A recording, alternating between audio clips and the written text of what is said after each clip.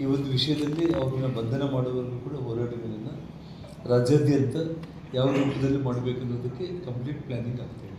Sir, ಈಗ ಸಿದ್ದರಾಮಯ್ಯ ಅವರು ಹೇಳಿದ್ರು, ಎಷ್ಟು ಸಲ ನಾನು ಸಮಾಧಾನ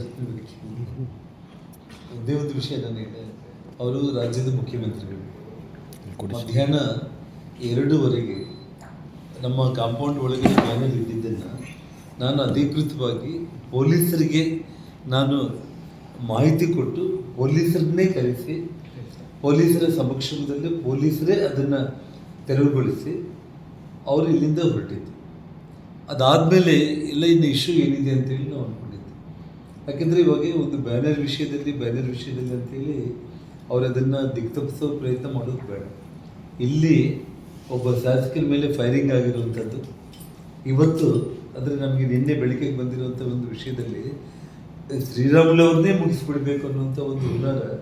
ನಾನು ಇನ್ನೂ ಅಲ್ಲಿ ಹೆಜ್ಜೆ ಇಡೋದಕ್ಕಿಂತ ಮುಂಚೆನೇ ಶ್ರೀರಾಮುಲನ್ನೇ ಹೊಡೀರಿ ಅಂತೇಳಿ ಅವನು ಸತೀಶ್ ರೆಡ್ಡಿ ಆ ಗನ್ಮ್ಯಾನ್ಗಳಿಗೆ ಅವ್ನು ಹಿಂಬಾಲಕರೆಲ್ಲರಿಗೂ ಕೂಡ ಶ್ರೀರಾಮುಲನ್ನೇ ಸಾಯಿಸ್ಬಿಡಿ ಅಂತೇಳಿ ಅವ್ನು ಏನು 3 ಬಾರಿ ಇತ್ತು. ಆದರೆ ಅವ್ನ ವಾಯ್ಸ್ ಹೋಗೋಕ್ಕೆ ಯಾರೂ ಮುಂದಕ್ಕೆ ಬರ್ತಾ ಇಲ್ಲ ಅಂತೇಳಿ ಕೂಗಾಡ್ತಾನೆ ಇರ್ತಾನೆ.